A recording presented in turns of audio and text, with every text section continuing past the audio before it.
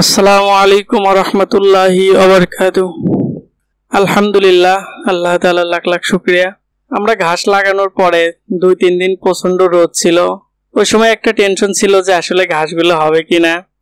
এখন আবার আমরা ঘাসের জমিতে যেদিন মেশিন দিয়ে পানি দিই সেদিন রাত থেকেই প্রচন্ড বৃষ্টি, প্রত্যেক রাতেই বৃষ্টি হয় কম বেশি, অথবা দিনেও বৃষ্টি হয়। তো এখন আবার আরেক টেনশনে আছি যে এত পানির কারণে ঘাসগুলো হবে কিনা, না শিকড়গুলো পচে যাবে।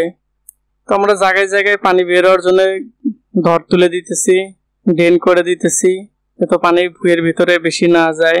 আর যেখানে যেখানে জমে আছে সেগুলো বাইর করে দেওয়ার চেষ্টা করতেছি।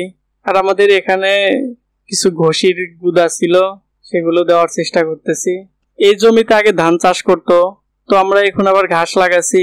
আসলে মানুষের সমালোচনার শেষ নাই। আমি বুঝি না যে নিজের খায়া নিজের পড়া আর একজনের সমালোচনা করে কি লাভ। তো আমরা ঘাস লাগাইছি, সবার সমালোচনা শুরু হয়ে গেছে যে ওরা ধানের জমিতে কেন ঘাস লাগাইছে, এটা ঠিক করে নাই, ঘাস চাষ করে কি হবে। ধানের জমিতে ঘাস লাগাইলেও সমস্যা। সমালোচনা নিয়ে একটা গল্প মনে পড়ে গেল, রং তুলির সমালোচনা। ছোট এক গ্রামে বাস করত তুলি নামের একটা মেয়ে। সে আঁকতে ভালোবাসতো। প্রতিদিন স্কুল শেষে সে পেন্সিল আর রং তুলি হাতে নিয়ে বসে যেত, কখনো পাহাড়, কখনো নদী, কখনো মানুষের মুখ আঁকতো। গ্রামের সবাই বলতো তুলির ছবি তো বাচ্চাদের মতো, ওকে দিয়ে কিছু হবে না। তুলির একমাত্র সমর্থক ছিল তার দাদু। তিনি বললেন, সমালোচনা শুনে যদি তুমি ভেঙে পড়ো তাহলে তো ছবি আঁকার কোনো মানেই হয় না। এভাবে তুলির সাহস জোগাতো তার দাদু। একবার গ্রামে একটি চিত্র অঙ্কন প্রতিযোগিতা আয়োজন করা হলো। তুলি অনেক সাহস সঞ্চয় করে নিজের একটি ছবি জমা দিল। একটা ছোট মেয়ের ছবি। সে ছায়ার মাঝে বসে আছে আকাশের দিকে তাকিয়ে। প্রতিযোগিতার দিনে সবাই অনেক বড় বড় ছবি আনলো, আধুনিক, বাস্তব, রঙিন। তুলির ছবির সামনে দাঁড়িয়ে অনেকে হাসছিল, কেউ বলছিল এটা কি, ওটা একটা ছবি নাকি। তুলি কাঁদতে কাঁদতে বাড়ি ফিরে গেল। পরদিন বিচারক ফলাফল ঘোষণা করলো। সবার বিস্ময়ের মাঝে প্রথম হলো তুলি।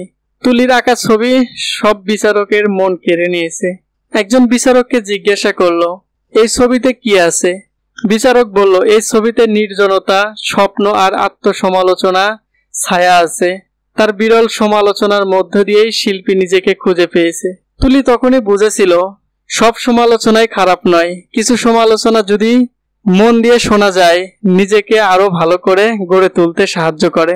সমালোচনা এলে ভেঙে পড়া যাবে না, বরং তাতে শিক্ষা নিতে হবে এবং এই শিক্ষা দিয়ে এগিয়ে যেতে হবে। সবাই আমাদের জন্য দোয়া করবেন, আমাদের খামারের জন্য সবাই দোয়া করবেন। হাসবুনাল্লাহু ওয়া নি'মাল ওয়াকিল। বান্দার জন্য আল্লাহ তাআলা যথেষ্ট। আসসালামু আলাইকুম ওয়া রাহমাতুল্লাহি ওয়া বারাকাতুহু।